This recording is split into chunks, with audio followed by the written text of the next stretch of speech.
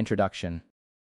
The question of modernity, its past development and current institutional forms, has reappeared as a fundamental sociological problem at the turn of the 21st century. The connections between sociology and the emergence of modern institutions have long been recognized. Yet in the present day, we see not only that these connections are more complex and problematic than was previously realized, but that a rethinking of the nature of modernity must go hand in hand with a reworking of basic premises of sociological analysis.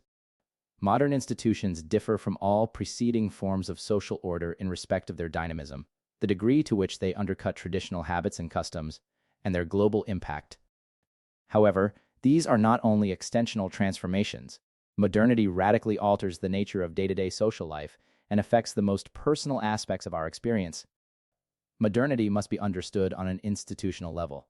Yet the transmutations introduced by modern institutions interlace in a direct way with individual life, and therefore with the self. One of the distinctive features of modernity, in fact, is an increasing interconnection between the two extremes of extensionality and intentionality, globalizing influences on the one hand and personal dispositions on the other. The aim of this book is to analyze the nature of these interconnections and to provide a conceptual vocabulary for thinking about them. In this introductory discussion, I shall try to provide an overview and summary version of the themes of the study as a whole. I hope the reader will tolerate the slight elements of repetition which this strategy produces. Although its main focus is on the self, this is not primarily a work of psychology. The overriding stress of the book is upon the emergence of new mechanisms of self-identity which are shaped by, yet also shape, the institutions of modernity. The self is not a passive entity, determined by external influences, in forging their self-identities, no matter how local their specific context of action. Individuals contribute to and directly promote social influences that are global in their consequences and implications. Sociology, and the social sciences more widely conceived, are inherent elements of the institutional reflexivity of modernity, a phenomenon fundamental to the discussion in this book. Not just academic studies, but all manner of manuals, guides, therapeutic works, and self-help surveys contribute to modernity's reflexivity. On several occasions, therefore, I make fairly extensive reference to social research and practical guides to living, not as a means of documenting a definite subject matter, but as symptomatic of social phenomena or trends of development I seek to identify. These are not just works about social processes, but materials which in some part constitute them. In general, the focus of this book is analytical rather than descriptive, and at some key junctures relies on ideal typical procedures in order to substantiate its points. I try to identify some structuring features at the core of modernity which interact with the reflexivity of the self, but I do not discuss in any detail how far some of the processes mentioned have proceeded in specific contexts or what exceptions and countertrends to them exist. The opening chapter sketches out a framework for the whole of the study. Taking as illustrative a specific piece of social research, it provides an appraisal of key aspects of modernity's development. Besides its institutional reflexivity, modern social life is characterized by profound processes of the reorganization of time and space. Coupled to the expansion of disembedding mechanisms which prize social relations free from the hold of specific locales, recombining them across wide time-space distances. The reorganization of time and space, plus the disembedding mechanisms, radicalize and globalize pre-established institutional traits of modernity, and they act to transform the content and nature of day-to-day social life. Modernity is a post-traditional order, but not one in which the sureties of tradition and habit have been replaced by the certitude of rational knowledge. Doubt, a pervasive feature of modern critical reason, permeates into everyday life as well as philosophical consciousness, and forms a general existential dimension of the contemporary social world. Modernity institutionalizes the principle of radical doubt and insists that all knowledge takes the form of hypotheses, claims which may very well be true, but which are in principle always open to revision and may have at some point to be abandoned. Systems of accumulated expertise, which form important disembedding influences, represent multiple sources of authority, frequently internally contested and divergent in their implications. In the settings of what I call high or late modernity, our present-day world, the self, like the broader institutional context in which it exists, has to be reflexively made. Yet this task has to be accomplished amid a puzzling diversity of options and possibilities. In circumstances of uncertainty and multiple choice, the notions of trust and risk have particular application.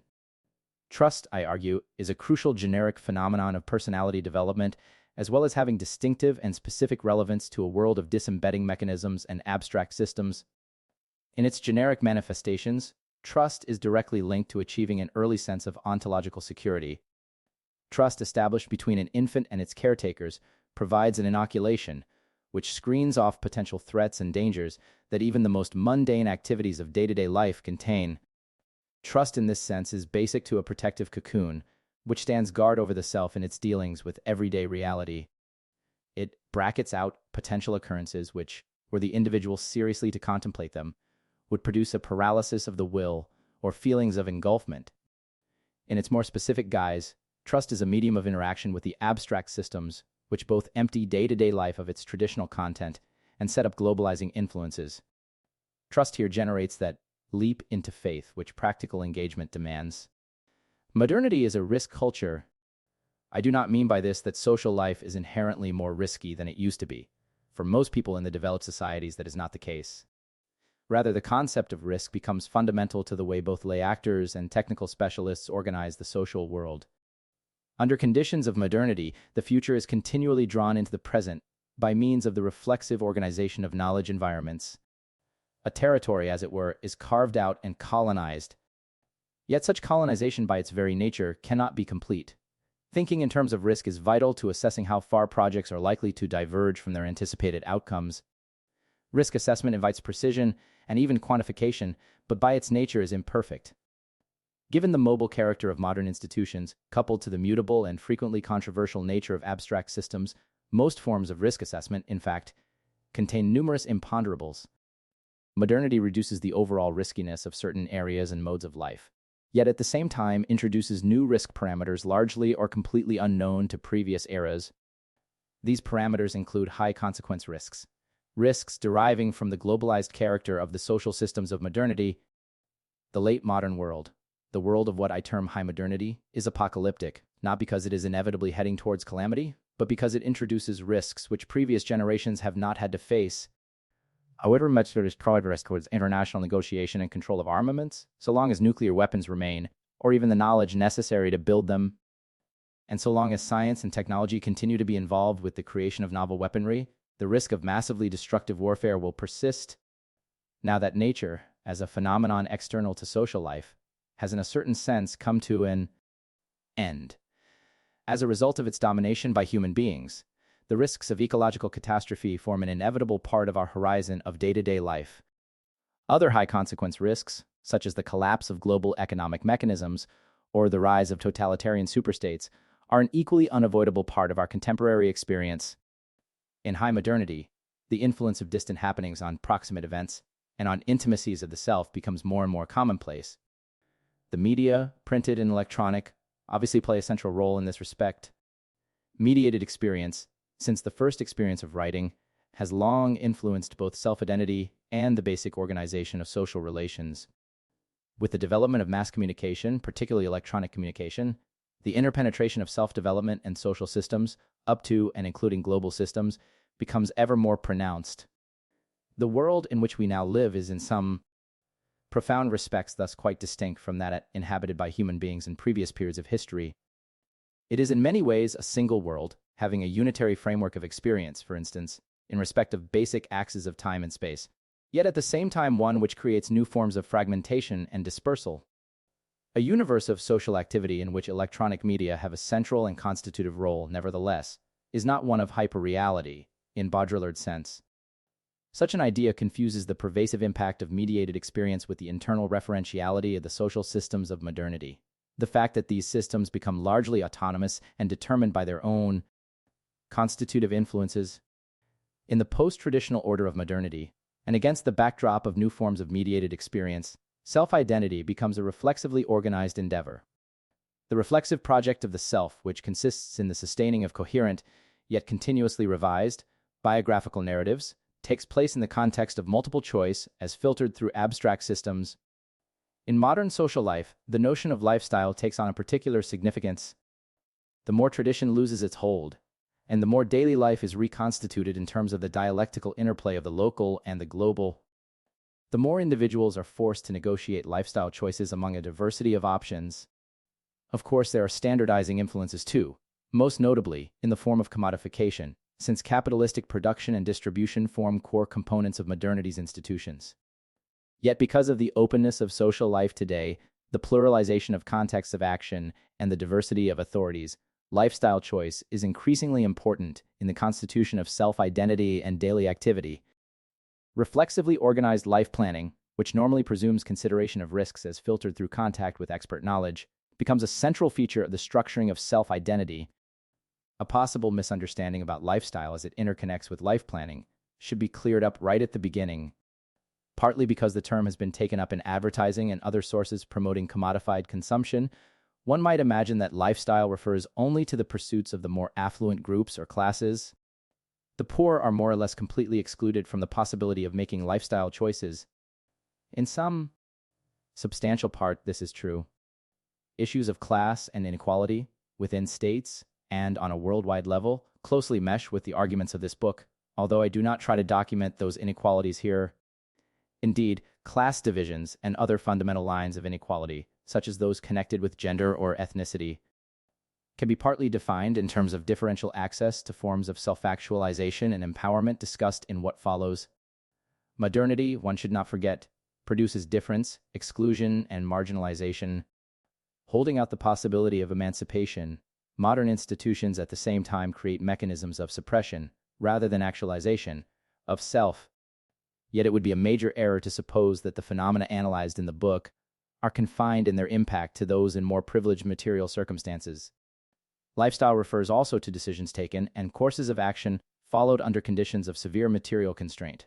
Such lifestyle patterns may sometimes also involve the more or less deliberate rejection of more widely diffused forms of behavior and consumption. At one pole of the interaction between the local and the global stands what I call the transformation of intimacy. Intimacy has its own reflexivity and its own forms of internally referential order. Of key importance here is the emergence of the pure relationship as prototypical of the new spheres of personal life. A pure relationship is one in which external criteria have become dissolved. The relationship exists solely for whatever rewards that relationship as such can deliver. In the context of the pure relationship, trust can be mobilized only by a process of mutual disclosure. Trust, in other words, can by definition no longer be anchored in criteria outside the relationship itself, such as criteria of kinship, social duty, or traditional obligation. Like self-identity, with which it is closely intertwined, the pure relationship has to be reflexively controlled over the long term, against the backdrop of external transitions and transformations. Pure relationships presuppose commitment, which is a particular species of trust. Commitment, in turn, has to be understood as a phenomenon of the internally referential system. It is a commitment to the relationship as such, as well as to the other person or persons involved. The demand for intimacy is integral to the pure relationship, as a result of the mechanisms of trust which it presumes. It is hence a mistake to see the contemporary search for intimacy, as many social commentators have done, only as a negative reaction to a wider, more impersonal social universe.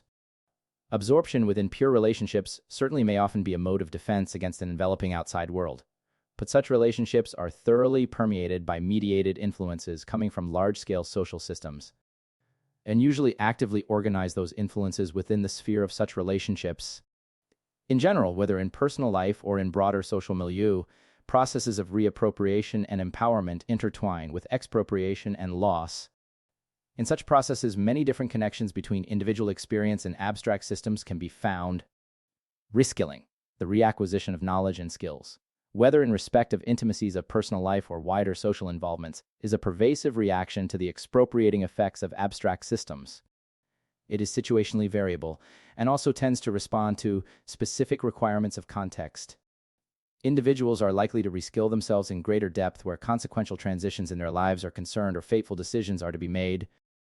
Reskilling, however, is always partial and liable to be affected by the revisable nature of expert knowledge and by internal dissensions between experts. Attitudes of trust, as well as more pragmatic acceptance, skepticism, rejection, and withdrawal, uneasily coexist in the social space linking individual activities and expert systems. Lay attitudes towards science, technology, and other esoteric forms of expertise, in the age of high modernity, tend to express the same mixed attitudes of reverence and reserve, approval and disquiet. Enthusiasm and antipathy, which philosophers and social analysts, themselves experts of sorts, express in their writings. The reflexivity of the self, in conjunction with the influence of abstract systems, pervasively affects the body as well as psychic processes. The body is less and less an extrinsic given, functioning outside the internally referential systems of modernity, but becomes itself reflexively mobilized. What might appear as a wholesale movement towards the narcissistic cultivation of bodily appearance is in fact an expression of a concern lying much deeper actively to construct and control the body. Here there is an integral connection between bodily development and lifestyle, manifest, for example, in the pursuit of specific bodily regimes. Yet much more wide-ranging factors are important too, as a reflection of the socializing of biological mechanisms and processes. In the spheres of biological reproduction, genetic engineering, and medical interventions of many sorts, the body is becoming a phenomenon of choices and options. These do not affect the individual alone. There are close connections between personal aspects of bodily development and global factors. Reproductive technologies and genetic engineering, for example, are parts of more general processes of the transmutation of nature into a field of human action. Science, technology, and expertise more generally play a fundamental role in which I call the sequestration of experience. The notion that modernity is associated with an instrumental relation to nature, and the idea that a scientific outlook excludes questions of ethics or morality, are familiar enough. However, I seek to reframe these issues in terms of an institutional account of the late modern order, developed in terms of internal referentiality. The overall thrust of modern institutions is to create settings of action ordered in terms of modernity's own dynamics and severed from external criteria, factors external to the social systems of modernity. Although there are numerous exceptions and countertrends, day-to-day social life tends to become separated from original nature and from a variety of experiences bearing on existential questions and dilemmas. The mad, the criminal, and the seriously ill are physically sequestered from the normal population, while eroticism is replaced by sexuality, which then moves behind the scenes to become hidden away. The sequestration of experience means that, for many people, direct contact with events and situations which link the individual lifespan to broad issues of morality and finitude are rare and fleeting. This situation has not come about, as Freud thought, because of the increasing psychological repression of guilt demanded by the complexities of modern social life. Rather, what occurs is an institutional repression, in which, I shall claim, mechanisms of shame rather than guilt come to the fore. Shame has close affiliations with narcissism, but it is a mistake, as noted earlier, to suppose that self-identity becomes increasingly narcissistic.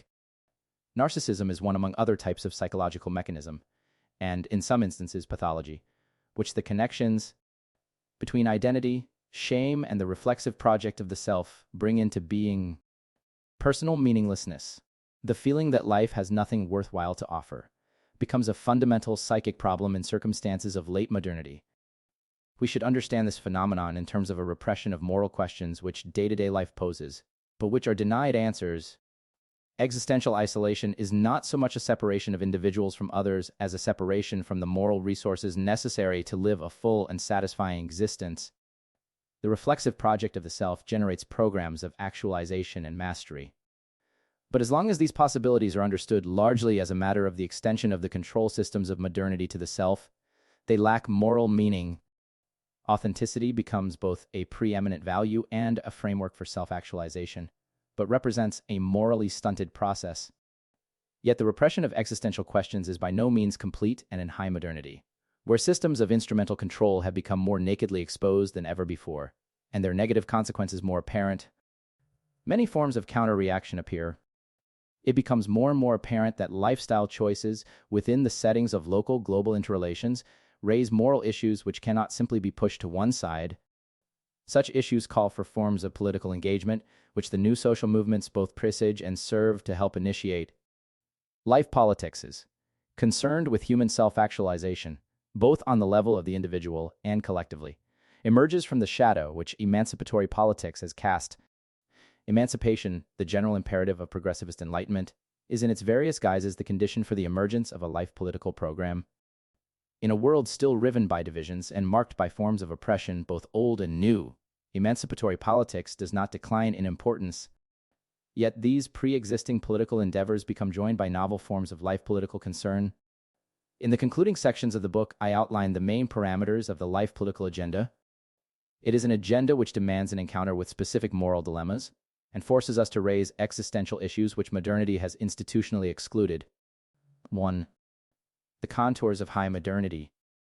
Let me open my discussion by describing some of the findings of a specific sociological study, plucked rather arbitrarily from a particular area of research. Second Chances by Judith Wallerstein and Sandra Blakesley is an investigation of divorce and remarriage. The book describes the impact of marriage breakup over a period of some 10 years on 60 sets of parents and children. Divorce, the authors point out, is a crisis in individuals' personal lives, which presents dangers to their security and sense of well-being, yet also offers fresh opportunities for their self-development and future happiness.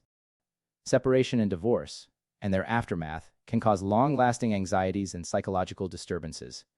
But at the same time, the changes brought about by the dissolution of a marriage provide possibilities, as the authors put it, to grow emotionally, to establish new competence and pride, and to strengthen intimate relationships far beyond earlier capacities.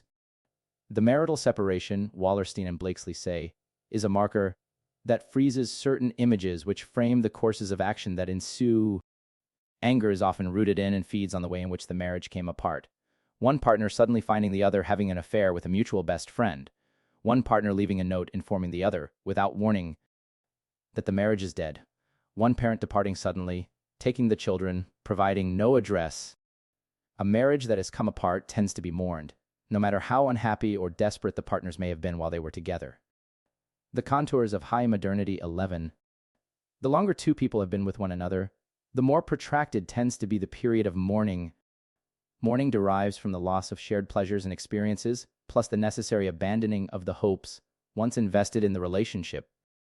Where no process of mourning occurs, the result is often the long-term persistence of hurt feelings, leading perhaps to despair and psychological breakdown. For the majority of people, in fact, the feelings engendered by divorce seem not to disappear completely with the passing of the years. They may be brought violently alive again by subsequent events, such as the remarriage of the previous partner, financial hardship, or quarrels over how the children should be brought up. Where a partner remains quite strongly involved emotionally with the other, even in a largely negative way, the results in such situations tends to be an upsurge of bitterness. Going through a phase of mourning, according to Wallerstein and Blakesley, is the key to reclaiming oneself after divorce. Anyone who successfully decouples from his or her previous spouse faces the task of establishing a new sense of self, a new sense of identity.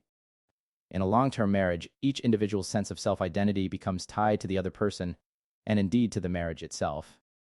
Following a broken marriage, each person must reach back into his or her early experience and find other images and roots for independence, for being able to live alone, and for undertaking the second chances provided by divorce.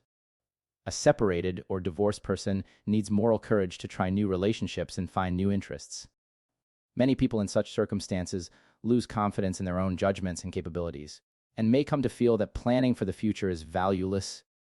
They sense that life gives hard knocks and is essentially unpredictable. They conclude that the best-laid plans go awry and become discouraged about setting long-range or even short-range goals, much less working towards these goals. Overcoming such feelings demands persistence in the face of setbacks and a willingness to alter established personal traits or habits. Similar qualities are needed by the children of divorced parents, who often suffer profoundly from the dissolution of the family household. The children of divorces, Wallerstein and Blakesley say, face a more difficult task than the children of bereavement. Death cannot be undone, but divorce happens between living people who can change their minds. A reconciliation fantasy taps deep into children's psyches. They may not overcome this fantasy of reconciliation until they themselves finally separate from their parents and leave home. 2. Personal problems, personal trials and crises, personal relationships. What can these tell us, and what do they express about the social landscape of modernity? Not much, some would be inclined to argue, for surely personal feelings and concerns are much the same at all times, and in all places. The coming of modernity, it might be accepted, brings about major changes in the external social environment of the individual, affecting marriage and the family as well as other institutions. Yet people carry on their personal lives much as they always did, coping as best they can with the social transformations around them. Or do they? For social circumstances are not separate from personal life, nor are they just an external environment to them. In struggling with intimate problems, individuals help actively to reconstruct the universe of social activity around them. The world of high modernity certainly stretches out well beyond the milieu of individual activities and personal engagements. It is one replete with risks and dangers, to which the term crises, not merely as an interruption, but as a more or less continuous state of affairs, has particular application, yet it also intrudes deeply into the heart of self-identity and personal feelings. The new sense of identity, which Wallerstein and Blakesley mention as required following divorce, is an acute version of a process of finding oneself, which the social conditions of modernity enforce on all of us. This process is one of active intervention and transformation. Wallerstein and Blakesley summarize the results of their research in a chapter called Danger and Opportunity. Trite as it is, the phrase applies not only to marriage and its perturbations, but to the world of modernity as a whole. The sphere of what we have today come to term personal relationships offers opportunities for intimacy and self-expression lacking in many more traditional contexts. At the same time, such relationships have become risky and dangerous in certain senses of these terms. Modes of behavior and feeling associated with sexual and marital life have become mobile, unsettled, and open. There is much the contours of high modernity 13 to be gained, but there is unexplored territory to be charted and new dangers to be courted. Consider, as an example, a phenomenon discussed extensively by Wallerstein and Blakesley, the changing nature of step-family lies. Many people, adults and children, now live in step-families, not usually, as in previous eras, as a consequence of the death of a spouse, but because of the reforming of marriage ties after divorce. A child in a step-family may have two mothers and fathers, two sets of brothers and sisters, together with other complex kin connections resulting from the multiple marriages of parents. Even the terminology is difficult. Should a stepmother be called mother by the child, or called by her name? Negotiating such problems might be arduous and psychologically costly for all parties, yet opportunities for novel kinds of fulfilling social relations plainly also exist. One thing we can be sure of is that the changes involved here are not just external to the individual. These new forms of extended family ties have to be established by the very persons who find themselves most directly caught up in them. Anxiety is the natural correlate of dangers of all types. It is caused by disturbing circumstances or their threat, but also helps mobilize adaptive responses and novel initiatives. Terms such as pain, worry, and mourning are repeatedly used by the authors of Second Chances. So are ones like courage and resolution. Life throws up personal problems in an apparently random way, and acknowledging this, some people take refuge in a sort of resigned numbness. Yet many are also able more positively to grasp the new opportunities which open up as pre-established modes of behavior become foreclosed, and to change themselves. How new are these anxieties, dangers, and opportunities? In what ways are they distinctively influenced by the institutions of modernity? These are the questions I shall try to answer in the pages that follow. Second Chances is a work of sociology, but it will not only be read by sociologists. Therapists, family counselors, social workers, and other concerned professionals are likely to turn its pages. It is perfectly possible that members of the lay public, particularly if they have been recently divorced, will read the book and relate its ideas and conclusions to the circumstances of their own lives. The authors are clearly aware of this likelihood, although the book is written mainly as a research study presenting a definite set of results. Numerous passages scattered through the text suggest practical responses and courses of action which the newly separated or divorced might follow. No doubt few individual books influence overall social behavior very much. Second Chances is one small contribution to a vast and more or less continuous outpouring of writings, technical and more popular, on the subject of marriage and intimate relationships. Such writings are part of the reflexivity of modernity. They serve routinely to organize and alter the aspects of social life they report on or analyze. Anyone who contemplates marriage today, or who faces a situation of the breakup of a marriage or a long-term intimate relationship, knows a great deal, not always on the level of discursive awareness, about what is going on in the social arena of marriage and divorce. Such knowledge is not incidental to what is actually going on, but constitutive of it, as is true of all contexts of social life and conditions of modernity. Not only this, everyone is in some sense aware of the reflexive constitution of modern social activity and the implications it has for her or his life. Self-identity for us forms a trajectory across the different institutional settings of modernity over the door of what used to be called the life cycle. a term which applies much more accurately to non-modern contexts than to modern ones. Each of us not only has, but lives a biography reflexively organized in terms of flows of social and psychological information about possible ways of life. Modernity is a post-traditional order in which the question, how shall I live, has to be answered in day-to-day decisions about how to behave, what to wear and what to eat, and many other things, as well as interpreted within the temporal unfolding of self-identity. Let us now move from the level of personal lives to a more institutional plane. To set the backdrop to this study as a whole, we have to provide a characterization of this troubling and tumultuous phenomenon, modernity. Some general considerations. In this book, I use the term modernity in a very general sense to refer to the institutions and modes of behavior established first, the contours of high modernity 15, of all in post-feudal Europe, but which in the 20th century increasingly have become world historical in their impact. Modernity can be understood as roughly equivalent to the industrialized world, so long as it be recognize that industrialism is not its only institutional dimension. 3. I take industrialism to refer to the social relations implied in the widespread use of material power and machinery in production processes. As such, it is one institutional axis of modernity. A second dimension is capitalism, where this term means a system of commodity production involving both competitive product markets and the commodification of labor power. Each of these can be distinguished analytically from the institutions of surveillance, the basis of the massive increase in organizational power associated with the emergence of modern social life. Surveillance refers to the supervisory control of subject populations, whether this control takes the form of visible supervision in Foucault's sense, or the use of information to coordinate social activities. This dimension can in turn be separated from control of the means of violence in the context of the industrialization of war. Modernity ushers in an era of total war, in which the potential destructive power of weaponry, signaled above all by the existence of nuclear armaments, becomes immense. Modernity produces certain distinct social forms, of which the most prominent is the nation-state. A banal observation, of course, until one remembers the established tendency of sociology to concentrate on society as its designated subject matter. The sociologist's society, applied to the period of modernity at any rate, is a nation-state, but this is usually a covert equation rather than an explicitly theorized one. As a sociopolitical entity, the nation-state contrasts in a fundamental way with most types of traditional order.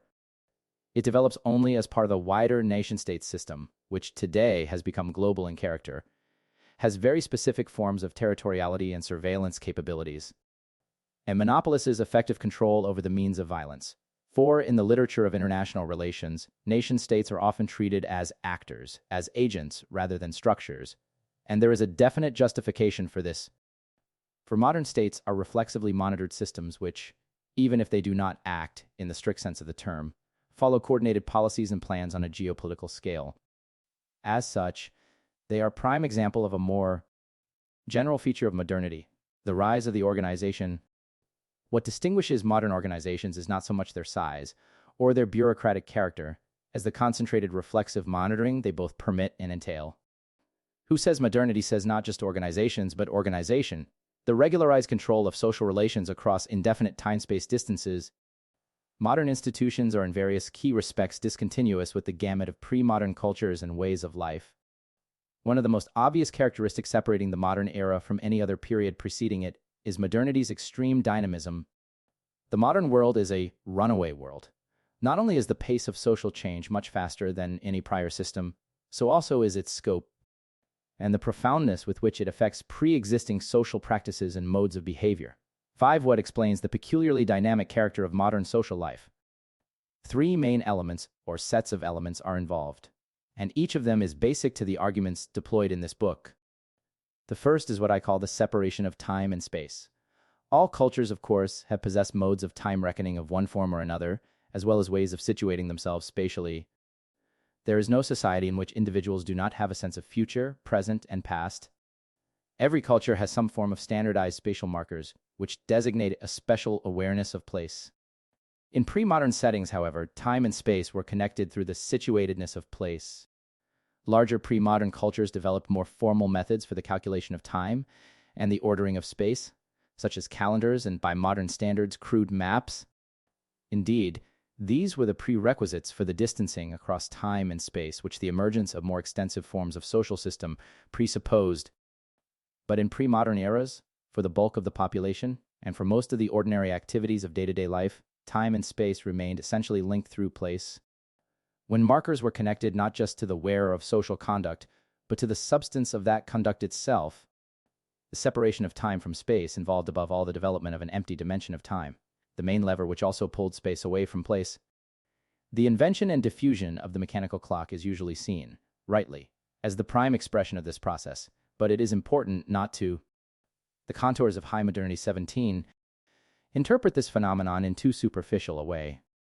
The widespread use of mechanical timing devices facilitated, but also presumed, deeply structured changes in the tissue of everyday life, changes which could not only be local, but were inevitably universalizing. A world that has a universal dating system and globally standardized time zones as ours does today is socially and experientially different from all pre-modern eras. The global map, in which there is no privileging of place, a universal projection, is the correlate symbol to the clock in the emptying of space. It is not just a mode of portraying what has always been there, the geography of the Earth, but is constitutive of quite basic transformations in social relations. The emptying out of time and space is in no sense a unilinear development, but proceeds dialectically. Many forms of lived time are possible in social settings structured through the separation of time and space. Moreover, the severance of time from space does not mean that these henceforth become mutually alien aspects of human social organization. On the contrary, it provides the very basis for their recombination in ways that coordinate social activities without necessary reference to the particularities of place. The organizations and organization, so characteristic of modernity, are inconceivable without the reintegration of separated time and space. Modern social organization presumes the precise coordination of the actions of many human beings physically absent from one another. The when of these actions is directly connected to the where, but not, as in pre-modern epochs, via the mediation of place. We can all sense how fundamental the separation of time from space is for the massive dynamism that modernity introduces into human social affairs. The phenomenon universalizes that use of history to make history so intrinsic to the processes which drive modern social life away from the hold of tradition. Such historicity becomes global in form with the creation of a standardized past and a universally applicable future. A date such as the year becomes a recognizable marker for the whole of humanity. The process of the emptying of time and space is crucial for the second major influence on modernity's dynamism, the disembedding of social institutions. I choose the metaphor of disembedding in deliberate opposition to the concept of differentiation, sometimes adopted by sociologists as a means of contrasting pre-modern with modern social systems. Differentiation carries the imagery of the progressive separation of functions, such that modes of activity organized in a diffuse fashion in pre-modern societies become more specialized and precise with the advent of modernity. No doubt this idea has some validity, but it fails to capture an essential element of the nature and impact of modern institutions, the lifting out of social relations from local contexts and their rearticulation across indefinite tracts of time, space. This lifting out is exactly what I mean by disembedding, which is the key to the tremendous acceleration in time-space distanciation which modernity introduces. Disembedding mechanisms are of two types, which I term symbolic tokens and expert systems. Taken together, I refer to these as abstract systems. Symbolic tokens are media of exchange which have standard value, and thus are interchangeable across a plurality of contexts. The prime example, and the most pervasively important, is money. Although the larger forms of pre-modern social system have all developed monetary exchange of one form or another, money economy becomes vastly more sophisticated and abstract with the emergence and maturation of modernity. Money brackets time, because it is a means of credit and space, since standardized value allows transactions between a multiplicity of individuals who never physically meet one another. Expert systems bracket time and space through deploying modes of technical knowledge which have validity independent of the practitioners and clients who make use of them. Such systems penetrate virtually all aspects of social life in conditions of modernity, in respect of the food we eat, the medicines we take, the buildings we inhabit, the forms of transport we use, and a multiplicity of other phenomena. Expert systems are not confined to areas of technological expertise. They extend to social relations themselves, and to the intimacies of the self. The doctor, counselor, and therapist are as central to the expert systems of modernity as the scientist, technician, or engineer. Both types of expert system depend in an essential way on trust, a notion which, as has been indicated, plays a primary role in this book. Trust is different from the form of confidence which Georg Simmel called the weak inductive knowledge involved in the contours of high modernity. 19. Formal transactions. 6. Some decisions in life are based on inductive inferences from past trends, or from past experience believed in some way to be dependable for the present. This kind of confidence may be an element in trust, but it is not sufficient in itself to define a trust relation. Trust presumes a leap to commitment, a quality of faith which is irreducible. It is specifically related to absence in time and space, as well as to ignorance. We have no need to trust someone who is constantly in view and whose activities can be directly monitored. Thus, for example, jobs which are monotonous or unpleasant and poorly paid, in which the motivation to perform the work conscientiously is weak, are usually low-trust positions. High-trust posts are those carried out largely outside the presence of management or supervisory staff. 7. Similarly, there is no requirement of trust when a technical system is more or less completely known to a particular individual. In respect of expert systems, trust brackets the limited technical knowledge which most people possess about coded information which routinely affects their lives. Trust, of varying sorts and levels, underlies a host of day-to-day decisions that all of us take in the course of orienting our activities. But trusting is not by any means always the result of consciously taken decisions. More often, it is a generalized attitude of mind that underlies those decisions, something which has its roots in the connection between trust and personality development. We can make the decision to trust, a phenomenon which is common because of the third underlying element of modernity, already mentioned, but also further discussed below, its intrinsic reflexivity. But the faith which trust implies also tends to resist such calculative decision-making. Attitudes of trust, in relation to specific situations, persons, or systems, and on a more generalized level, are directly connected to the psychological security of individuals and groups. Trust and security, risk and danger. These exist in various historically unique conjunctions and conditions of modernity. The disembedding mechanisms, for example, purchase wide arenas of relative security and daily social activity. People living in the industrialized countries, and to some extent elsewhere today, are generally protected from some of the hazards routinely faced in pre-modern times, such as those emanating from inclement nature. On the other hand, new risks and dangers are created through the 20. The contours of high modernity. Disembedding mechanisms themselves, and these may be local or global. Foodstuffs purchased with artificial ingredients may have toxic characteristics absent from more traditional foods. Environmental hazards might threaten the ecosystems of the Earth as a whole. Modernity is essentially a post-traditional order. The transformation of time and space, coupled with the disembedding mechanisms, propel social life away from the hold of pre-established precepts or practices. This is the context of the thoroughgoing reflexivity, which is the third major influence on the dynamism of modern institutions. The reflexivity of modernity has to be distinguished from the reflexive monitoring of action intrinsic to all human activity. Modernity's reflexivity refers to the susceptibility of most aspects of social activity and material relations with nature to chronic revision in the light of new information or knowledge. Such information or knowledge is not incidental to modern institutions, but constitutive of them, a complicated phenomenon because many possibilities of reflection about reflexivity exist in modern social conditions. As the discussion of second chances indicated, the social sciences play a basic role in the reflexivity of modernity. They do not simply accumulate knowledge in the way in which the natural sciences may do. Separation of time and space, the condition for the articulation of social relations across wide spans of time-space, up to and including global systems. Disembedding mechanisms consist of symbolic tokens and expert systems, these together abstract systems. Disembedding mechanisms separate interaction from the particularities of locales. Institutional reflexivity, the regularized use of knowledge about circumstances of social life as a constitutive element in its organization and transformation. Figure 1. The dynamism of modernity. The contours of high modernity. 21. In respect both of social and natural scientific knowledge, the reflexivity of modernity turns out to confound the expectations of Enlightenment thought. Although it is the very product of that thought, the original progenitors of modern science and philosophy believe themselves to be preparing the way for securely founded knowledge of the social and natural worlds. The claims of reason were due to overcome the dogmas of tradition, offering a sense of certitude in place of the arbitrary character of habit and custom. But the reflexivity of modernity actually undermines the certainty of knowledge, even in the core domains of natural science. Science depends not on the inductive accumulation of proofs, but on the methodological principle of doubt. No matter how cherished and apparently well established a given scientific tenet might be, it is open to revision, or might have to be discarded altogether.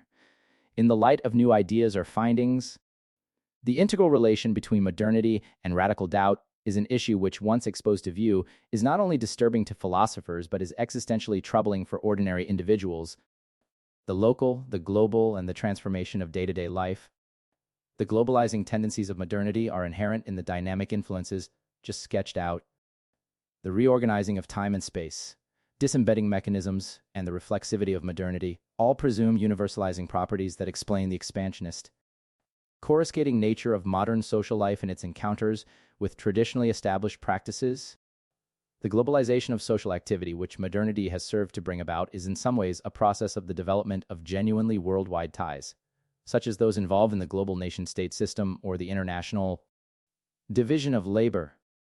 However, in a general way, the concept of globalization is best understood as expressing fundamental aspects of time-space distanciation.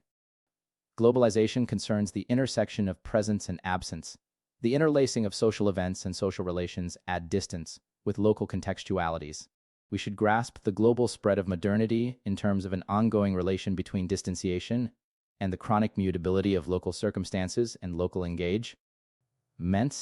Like each of the other processes mentioned above, globalization has to be understood as a dialectical phenomenon in which events at one pole of a distanciated relation often produce divergent or even contrary occurrences at another. The dialectic of the local and global is a basic emphasis of the arguments employed in this book.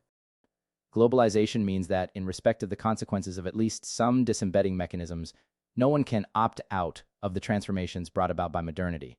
This is so, for example, in respect of the global risks of nuclear war or of ecological catastrophe. Many other aspects of modern institutions, including those operating on the small scale, affect people living in more traditional settings outside the most strongly developed portions of the world. In those developed sectors, however, the connecting of the local and global has been tied to a profound set of transmutations in the nature of day-to-day life. We can understand these transmutations directly in terms of the impact of disembedding mechanisms, which act to deskill many aspects of daily activities. Such deskilling is not simply a process where everyday knowledge is appropriated by experts or technical specialists, since very often there are imponderable or hotly disputed features of their fields of expertise. And it is not only a one-way process, because specialist information, as part of the reflexivity of modernity, is in one form or another constantly reappropriated by lay actors. These observations apply to the writings of sociologists as much as to any other specialists. It has been seen that the findings of books such as Second Chances are likely to filter back into the milieu in which people take decisions about relationships, marriage, and divorce. Trust in disembedding mechanisms is not confined to lay people, because no one can be an expert about more than a tiny part of the diverse aspects of modern social life conditioned by abstract systems. Everyone living in conditions of modernity is affected by a multitude of abstract systems and can at best process only superficial knowledge of their technicalities. Awareness of the frailties and limits of abstract systems is not confined to technical specialists. Few individuals sustain an unswerving trust in the systems of technical knowledge that impinge on them, and everyone, whether consciously or not, selects among the competing possibilities of action that such the contours of high modernity 23 systems, or disengagement from them, provide. Trust often merges with pragmatic acceptance. It is a sort of effort bargain that the individual makes with the institutions of modernity. Various attitudes of skepticism or antagonism towards abstract systems may coexist with a taken-for-granted confidence in others. For example, a person may go to great lengths to avoid eating foods that contain additives, but if that individual does not grow everything he or she eats, trust must necessarily be invested in the purveyors of natural foods to provide superior products. Someone might turn towards holistic medicine after becoming disenchanted with the orthodox medical profession, but of course this is a transfer of faith. A sufferer from an illness might be so skeptical of the claims of all forms of expertise in healing that she avoids contact with medical practitioners altogether, no matter how the illness progresses. But even a person who affected a radical disengagement of this type would find it virtually impossible to escape altogether from the impact of systems of medicine and medical research. Since these influence many aspects of the knowledge environment, as well as concrete elements of day-to-day life. For instance, they affect the regulations governing the production of foodstuffs, whether these be artificial or natural in character. The mediation of experience. Virtually all human experience is mediated through socialization and in particular the acquisition of language. Language and memory are intrinsically connected, both on the level of individual recall and that of the institutionalization of collective experience. 8 for human life. Language is the prime and original means of time-space distanciation, elevating human activity beyond the immediacy of the experience of animals. 9. Language, as Levi Strauss says, is a time machine which permits the reenactment of social practices across the generations, while also making possible the differentiation of past, present, and future. 10. The spoken word is a medium, a trace whose evanescence in time and space is compatible with the preservation of meaning across time-space distances because of human mastery of language's structural characteristics.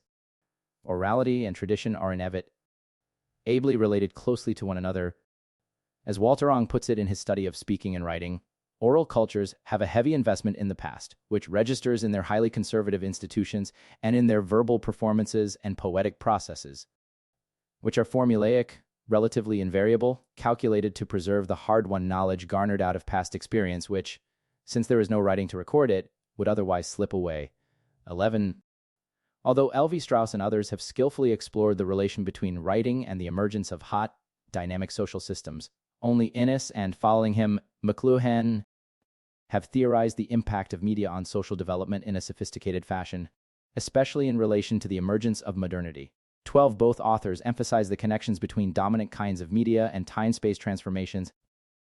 The degree to which a medium serves to alter time-space relations does not depend primarily on the content or the messages it carries, but on its form and reproducibility. Innes points out, for example, that the introduction of papyrus as a medium for the inscribing of writing greatly extended the scope of administrative systems because it was so much easier to transport, store, and reproduce than previously used materials. Modernity is inseparable from its own media, the printed text and, subsequently, the electronic signal. The development and expansion of modern institutions were directly bound up with the tremendous increase in the mediation of experience which these communication forms brought in their train. When books were produced by hand, readership was sequential. The book had to pass from one person to another. The books and texts of pre-modern civilizations remained substantially geared to the transmission of tradition and were almost always essentially classical in character. Printed materials cross space as easily as time because they can be distributed to many readers more or less simultaneously. 13. Only half a century after the appearance of Gutenberg's Bible, hundreds of printing shops had sprung up in cities all over Europe. Today, the printed word remains at the core of modernity and its global networks. Practically every known language of humankind has been set down in print, and even in those societies where levels of literacy are low, printed materials and the ability to produce and interpret them are the contours of high modernity. 25. Indispensable means of administrative and social coordination. It has been calculated that, on a global level, the amount of printed materials reduced has doubled every 15 years since the days of Gutenberg. 14. Printing was one of the main influences upon the rise of the early modern state and other antecedent institutions of modernity. But when we look to the origins of high modernity, it is the increasingly intertwined development of mass-printed media and electronic communication that is important. The emergence of mass circulation printed materials is customarily thought of as belonging to an era prior to that of electronic messages, particularly by McLuhan, who radically set off one against the other. In terms of sheer temporal succession, it is true that the prime example of mass-printed material, the newspaper, came into being about a century before the advent of television. Yet it is quite misleading to see one merely as a phase prior to the emergence of the other.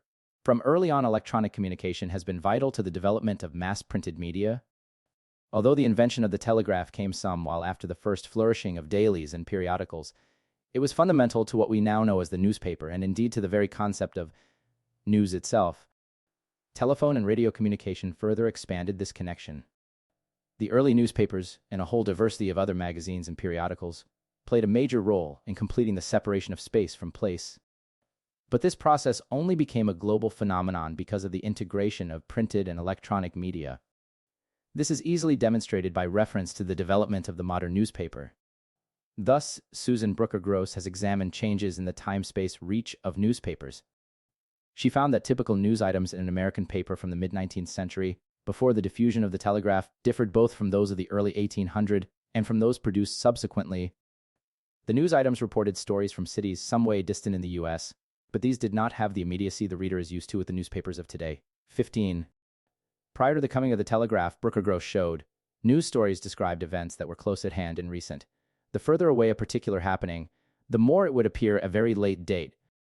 News from afar came in the form of what she calls geographic bundling. Materials from Europe, for example, literally came in packages from the ship and would be presented in the form in which they were found. A ship arrived from London, and here is the news it brought. In other words, channels of communication and the pressures of time-space differences directly shaped the presentation of the printed news pages. Following the introduction of the telegraph and then the telephone and other electronic media, it was the event that increasingly became the determining factor governing inclusion, rather than the place in which it occurred. Most news media preserve a sense of privileged place in respect of their own position, giving a bias towards local news, but only against the backcloth of the preeminence of the event. 16. The visual images which television, films, and videos present no doubt create textures of mediated experience which are unavailable through the printed word.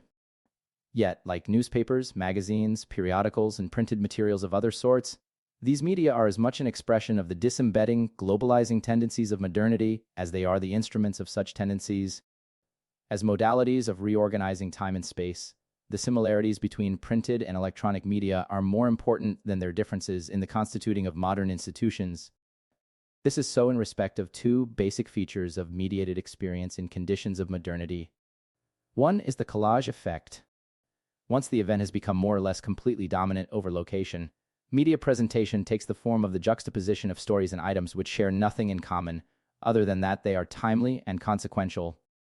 The newspaper page and the television program guide are equally significant examples of the collage effect.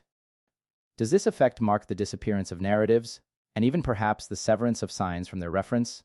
As some have suggested. 17. Surely not.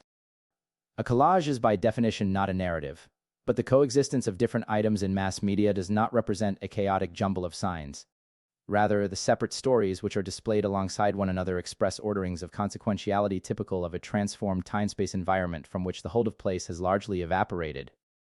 They do not, of course, add up to a single narrative, but they depend on, and also in some ways express, unities of thought and consciousness.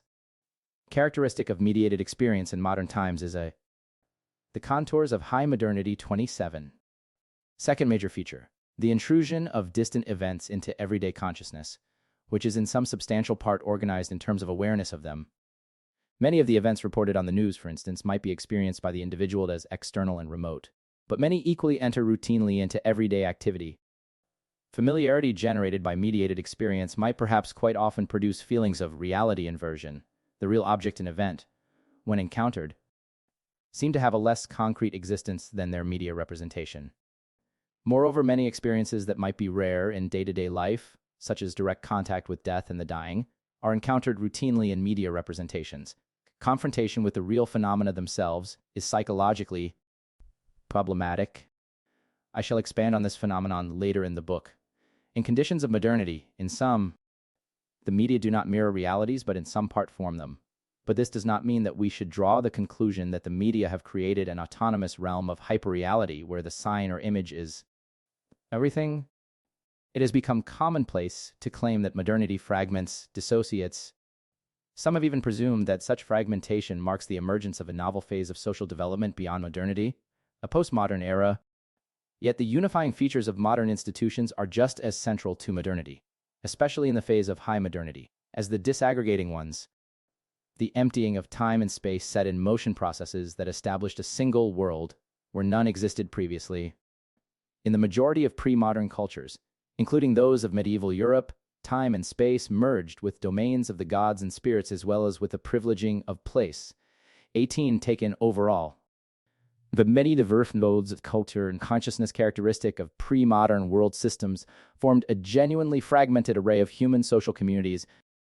By contrast, late modernity produces a situation in which humankind in some respects becomes a we, facing problems and opportunities where there are no others.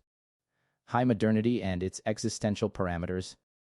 High modernity is characterized by widespread skepticism about providential reason, coupled with the recognition that science,